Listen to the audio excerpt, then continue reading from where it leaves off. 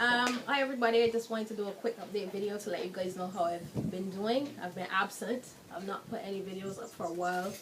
And that's because I've really been going through some stuff.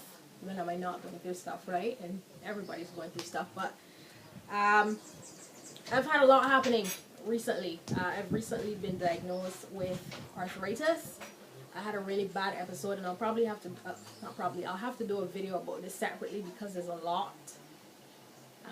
I underestimated when I started doing my YouTube channel. My intention was to kind of document the problems with my health and endometriosis, but I underestimated how difficult it would be to sit and talk about those things. As I had a severe problem with both my knees, severe swelling, like grinding, crunching noise.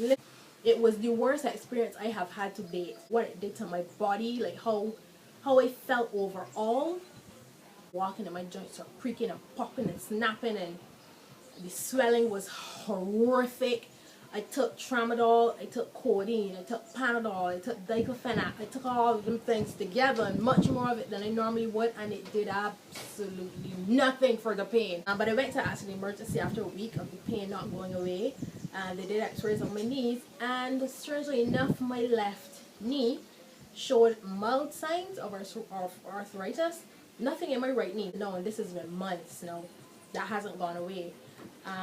So I went to the orthopedic guys and they tested me for lupus. They tested me for rheumatoid arthritis. Both of those tests came back negative. They didn't find anything. Just like how I've been having the pain and the swelling in my hip, nobody can find anything either. MRIs, x-rays. So they're sending me to a rheumatologist. I'm being sent to a rheumatologist to see if she can figure out what's going on with me, because the problems aren't just the endometriosis. I talk about the problems I have with endometriosis all the time, but my health problems are very varied. Like every aspect, every function of my body has some kind of problem. No, they're telling me fibromyalgia. They think it's fibromyalgia, but from what I have read, fibromyalgia does not cause swelling. Or heat. Like the inflammation is not the root cause of fibromyalgia. So if that's the case, that can be the reason why I've been having that problem. And along that time as well too, I started having, like, every joint in my body was cracking and having pain. The only part of my body that didn't have any kind of like friction in my joints was like my spine. But my neck, literally fingers, toes, elbows, head, shoulders, knees and toes, yeah, everything. So that's what's been going on.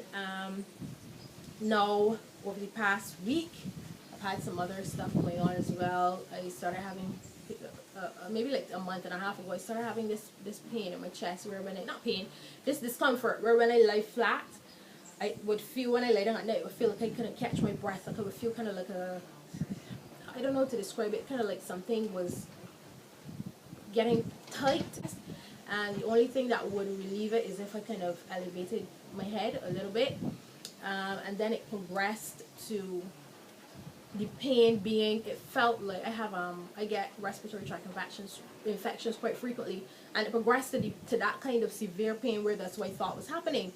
But I wasn't having the problems with my sinuses that usually precede a chest infection. I get problems with chest infections when my sinuses drip. Yeah, so then the pain got really bad. It was constant throughout the day. I started to develop a bit of a cough as well. And along with that, I started having these fluttering episodes where my heart kind of like flutter, felt like it was just kind of fluttering in my chest, and I would get lightheaded for a couple seconds. And I have been diagnosed with tachycardia.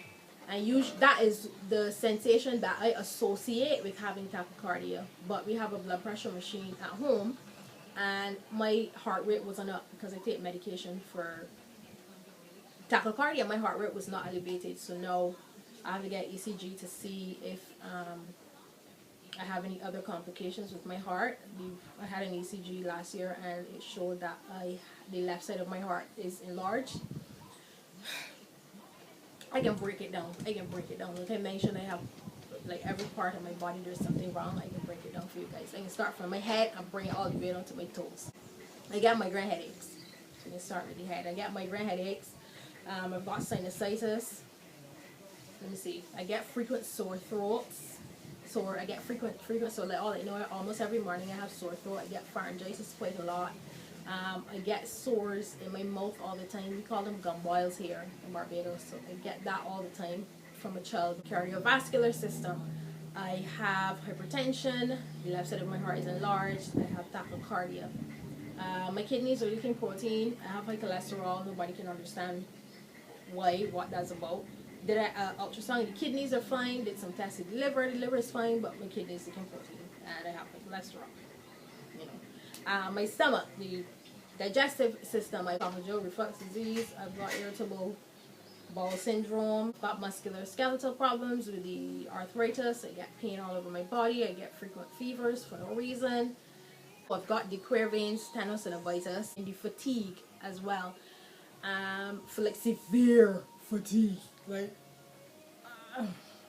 endometriosis, so that's my reproductive system. My skin, I've got eczema, I've got seborrheic dermatitis, which is the reason for these, if you guys can see these little dots on my nose and around my forehead. And I'll probably insert a clip to show you guys what it does to my skin. Like my skin looks okay today, but usually when I'm having a problem, like I get really dry areas like right around my mouth and stuff like that. Oh my god, the weather messes with my skin. I have seborrheic dermatitis and eczema. I sound horrible. I've got areas of swelling on my body that no one can really kind of explain what they are. So I've got one here, I've got one under my armpit.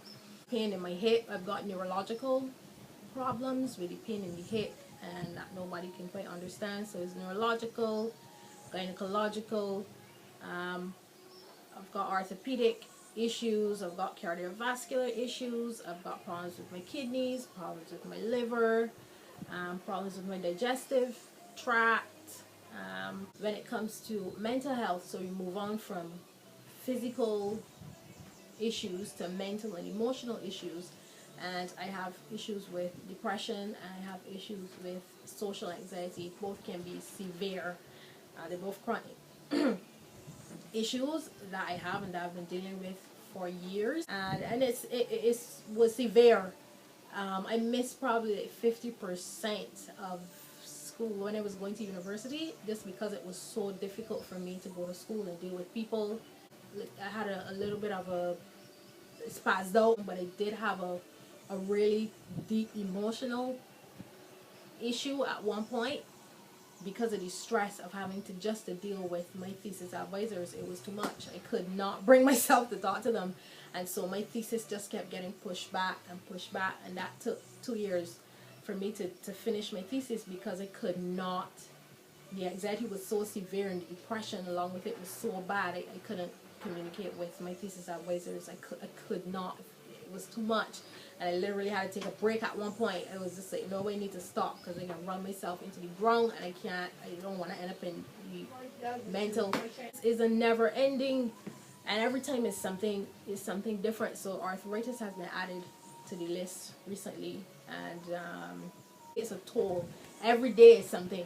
Even if I'm feeling okay with the pain, then I have the arthritis, and this is coming on. This is the rainy season here in Barbados, so I know that this is not going to be a good time for me.